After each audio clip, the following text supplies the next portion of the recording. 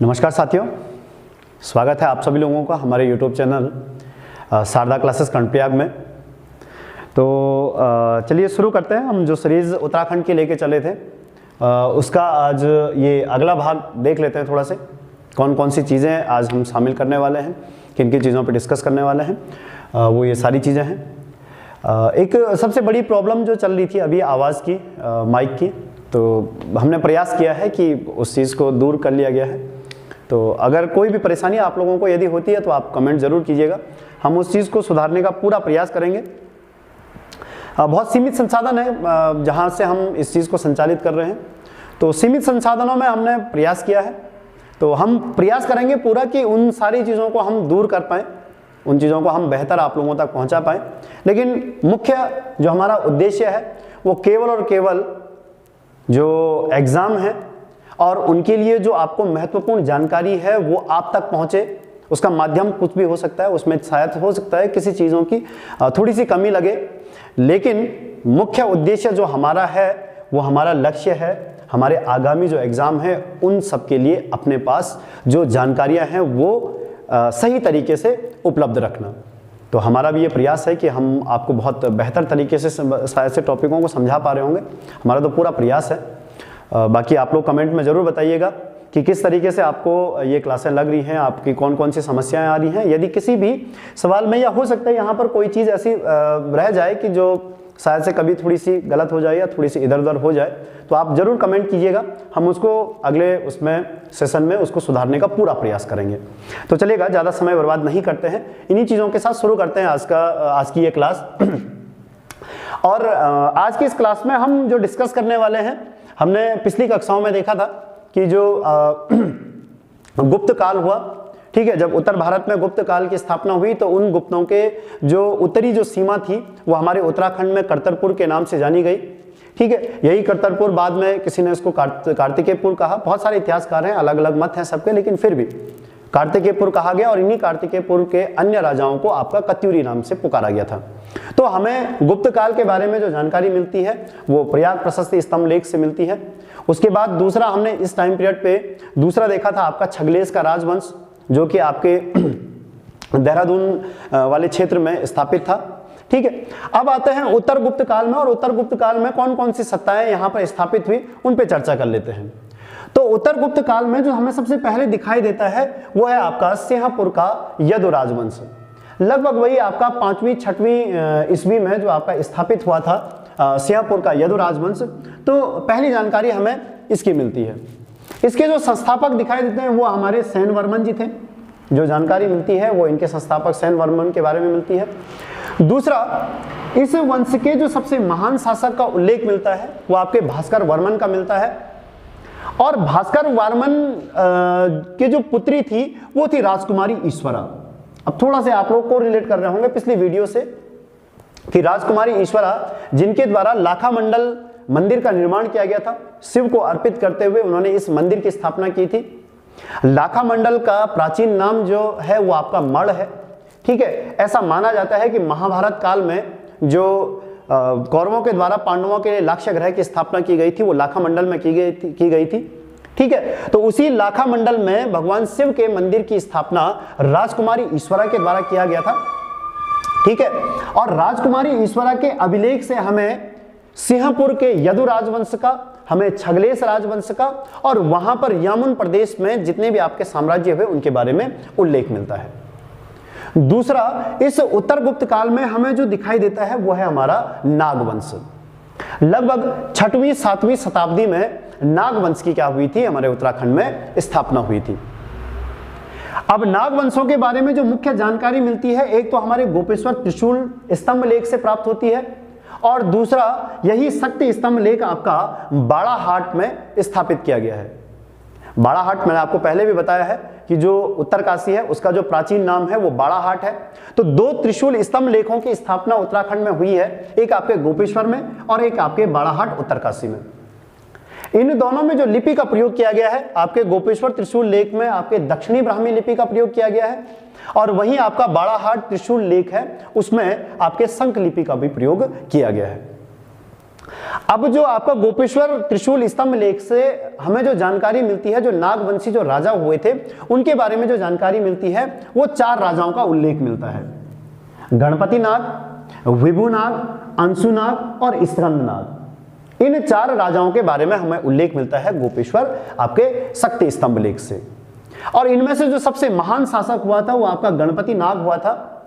इसी गणपति नाग के द्वारा अपने द्वितीय राज वर्ष, जब उन्होंने अपना दूसरा वर्ष शुरू किया था अपने राज्याभिषेक के बाद, तो तब उन्होंने गोपेश्वर में क्या किया था, इस त्रिशूल स्तंभ लेख की स्थापना की थी और इस त्रिशूल की भी क्या की थी, स्थापना की थी। तो वहां से हमें इन नागवंशी जो राजा थे इनके बारे में उल्लेख मिलते हैं। उसके अलावा हमारे उत्तराखंड में बहुत सारे ऐसे नाग मंदिर हैं जो कि इनके यहाँ पर साम्राज्य स्थापित करने का प्रतीक है, क्योंकि उनके जो अधिष्ठाता देवता थे वो नाग को माना जाता है।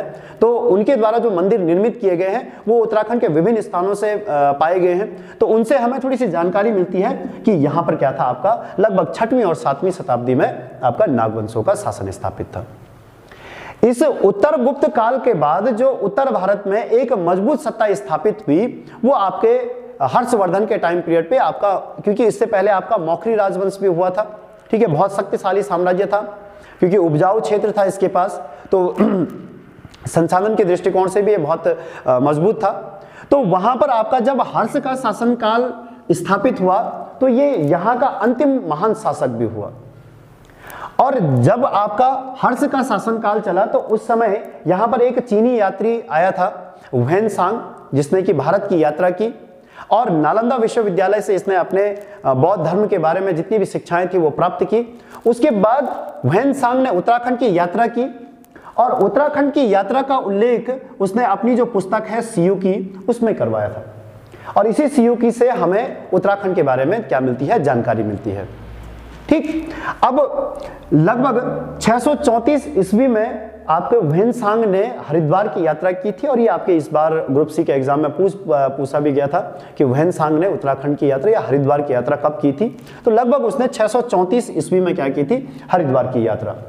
मोयुलो के नाम से उसने हरिद्वार को, एक चीनी भाषा है मोयुलो, तो वो नाम दिया उसने हरिद्वार के लिए। दूसरा, उसने एक राज्य की यहाँ पर थोड़े से विवरण दिया हुआ है जो था आपका ब्रह्मपुर राज्य।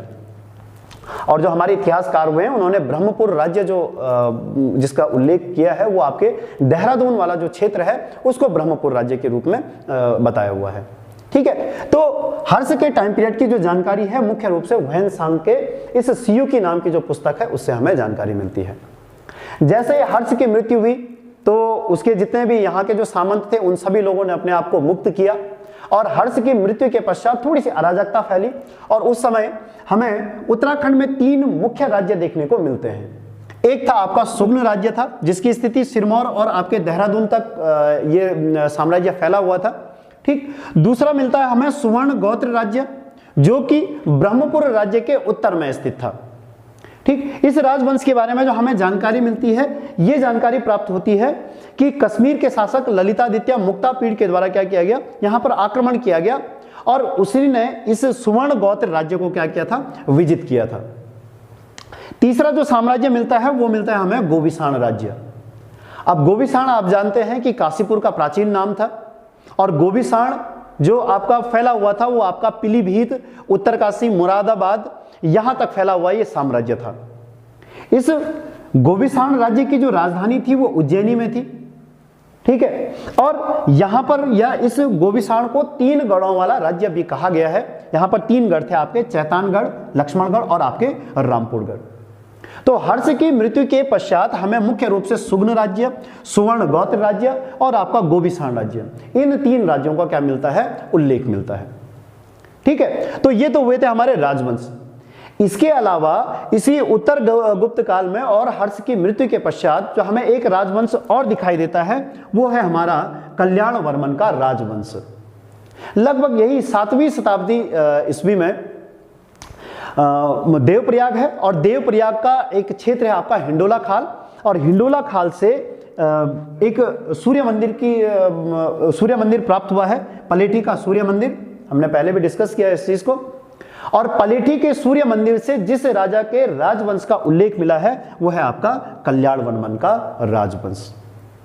तो इस तरीके से हमारा जो ये उत्तर गुप्त काल है, हर्ष की मृत्यु के पश्चात का जो टाइम पीरियड रहा वो इस तरीके से राजवंश रहा। पहले सिंहपुर का यदु राजवंश, दूसरा नागवंश, उसके बाद हर्ष का शासनकाल आया तो वहनसांग ने जानकारी उपलब्ध करवाई, फिर हर्ष की मृत्यु के पश्चात इन 3 राजवंशों का, और अंतिम रूप से हमें मिलता है कल्याण वर्मन का राजवंश। इसके बाद यहां पर एक और सत्ता स्थापित हुई थी जिसका हमें पहला ताम्र अभिलेख भी प्राप्त हुआ, ठीक है, वो पौरव वंश था, पर्वताकर राजवंश था। देखिए पौरव राजवंश जो था वो पूरे उत्तराखंड के जो पर्वतीय भूभाग था उस पर्वतीय भूभाग में बसा हुआ था, इसीलिए इसको एक पर्वताकार राज्य के रूप में भी दर्शाया गया है। और पौरव राजवंश उत्तराखंड का वो पहला राजवंश हुआ जिसका पहला ताम्र अभिलेख हमें प्राप्त हुआ है, ठीक है। और ये जो ताम्र अभिलेख प्राप्त हुआ है ये हमारे अल्मोड़ा के जो तालेश्वर स्थान है वहां से ये अभिलेख प्राप्त हुआ है, और ये पहला राजवंश है जिसका कि कोई एक ताम्र या किसी धातु से निर्मित जो अभिलेख है वो उत्तराखंड से प्राप्त हुआ है। अब उन्हीं तालेश्वर ताम्र अभिलेखों से हमें इस राजवंश के बारे में जानकारी मिलती है। और दूसरा जो इस राजवंश के बारे में जानकारी देने का जो मुख्य स्रोत है वो है आपका वहनसांग, क्योंकि वहनसांग के द्वारा इस क्षेत्र को या इस साम्राज्य को पोलोकी मोपुलो, कुछ चीनी भाषा में उन्होंने इसका प्रयोग किया हुआ है, और जिसका कि बाद में जो अर्थ निकाला गया वो आपका ब्रह्मपुर राज्य के नाम से निकाला गया है। और यही ब्रह्मपुर जो राज्य था वो इस पौरव राजवंश की क्या थी, राजधानी थी। जो पौरव लोगों का जो ताम्र अभिलेख प्राप्त हुआ है उससे ये जानकारी मिली है कि इस समय की जो भाषा थी वो आपकी संस्कृत भाषा थी, ये लोग संस्कृत भाषा का प्रयोग करते थे, और इन्होंने जो आपकी लिपि का प्रयोग किया था वो आपके ब्राह्मी लिपि का प्रयोग किया गया है। इन सारे सोर्सों से जानकारी मिलती है हमें इस पौरव वंश की। और दूसरा हमें ये जानकारी मिलती है कि इस राजवंश का जो संस्थापक था वो कौन था, आपका विष्णु वर्मन था। उसके अलावा कुछ अग्निवर्मन का भी उल्लेख मिला है, एक आपका द्युति वर्मन, इनका भी उल्लेख मिला हुआ है, ठीक है। तो इन राजाओं का उल्लेख मिलता है हमें इनके अभिलेखों से। जो तालेश्वर अभिलेख है उन तालेश्वर अभिलेखों में ये जो ब्रह्मपुर है, इस ब्रह्मपुर को एक इंद्र की नगरी के नाम से भी पुकारा गया है। उन्होंने कहा है कि ये इंद्र की नगरी के समान थी। दूसरा, इसे नगरों में सबसे ज्यादा क्या माना गया है, श्रेष्ठ माना गया है। इस प्रकार से इस पौरव राजवंश का उल्लेख किया गया है। अब जो पौरव राजवंश है इसके साम्राज्य के विस्तार की बात करें तो यहां पर हमें सबसे पहले जो इनका सैन्य प्रशासन दिखाई देता है उसमें हमें अश्व सेना भी दिखाई देती है, हमें पैदल सेना भी दिखाई देती है और गज सेना भी दिखाई देती है। और इनकी गज सेना का जो प्रारूप था उससे हमें यह पता चलता है कि इनकी जो सीमा थी वो हमारे मैदानी क्षेत्रों में भी फैली हुई थी, क्योंकि गजों को मैदानी क्षेत्रों में ही रखा गया था। इस प्रकार से इनका जो विस्तार है, इस पौरव वंश का जो विस्तार है वो आपका पूरा पहाड़ी क्षेत्र जिसके अंतर्गत पूरा उत्तराखंड फैला हुआ है, और उसके अलावा जो हमारे मैदानी जिले हैं, चाहे हमारे उधम सिंह नगर वाले रीजन पे हो या नैनीताल में हो या देहरादून हो या हरिद्वार हो, वहां तक फैला हुआ था पौरव राजवंश। इनकी जो सैन्य शक्ति थी या जो सैन्य प्रशासन था मुख्य रूप से 3 हिस्सों में बटा हुआ था। एक था आपका अश्व, जिसका जो प्रमुख हुआ करता था वो आपका अश्वपति कहलाता था। दूसरी इनकी जो सेना थी वो आपकी पैदल सेना थी, और इस पैदल सेना का जो प्रमुख था वो आपका जयनपति कहलाता था। और तीसरी थी आपकी गज सेना, जिसका प्रमुख कहलाता था आपका गजपति। और इन तीनों सेनाओं का जो कमांडर या जो प्रमुख हुआ करता था उसको कहते थे आपका बलाध्यक्ष। तो ये था इनका सैन्य प्रशासन। दूसरा, जो पौरव राजवंश के जो लोग थे या पौरव साम्राज्य था, इन्होंने जो अपनी प्रशासनिक व्यवस्थाएं अपनाई या अपना सैन्य प्रशासन जो अपनाया था वो गुप्तों से लिया हुआ था और आपके हर्ष से लिया हुआ था। जो भी गुप्तकालीन सैन्य व्यवस्थाएं थी या उनका जो प्रशासन था और जो हर्ष के टाइम पीरियड पे जो आपकी सैन्य व्यवस्था थी, उन्हीं चीज़ों को फॉलो किया था आपके पौरव वंश के शासकों ने। और उन्हीं के अनुसार से इनके कुछ यहाँ पर अधिकारियों का उल्लेख मिलता है। जैसे एक है आपका प्रतिहार। तो प्रतिहार का जो मुख्य कार्य होता था वो राजा की जो सुरक्षा व्यवस्था होती थी या राज परिवार की जो सुरक्षा व्यवस्था होती थी उसको करने का प्रमुख अधिकारी हुआ करता था। देखिए, सबसे ऊपर तो वही आपका सबसे पहले तो राजा ही होंगे, सबसे सर्वोच्च अधिकारी हुआ करता था राजा। और राजा जहां पर रहता था उसको कोर्ट कहा जाता था, और जो उस कोर्ट की रखवाली करता था उसको कहा जाता था कोटाध्यक्ष। उसके बाद एक अधिकारी यहां पर दिखाई देता है प्रमातार, क्योंकि आय का मुख्य स्रोत जो था वो आपका भूमि कर था, भू राजस्व था। ठीक है, तो इसीलिए एक अधिकारी था आपका प्रमातार, जिसका मुख्य काम था भूमि का सर्वेक्षण करना। भूमि सर्वेक्षण अधिकारी आपका कौन था? प्रमातार था। उसके अलावा एक अधिकारी का उल्लेख और मिलता है आपका कार्गिक। कार्गिक जो था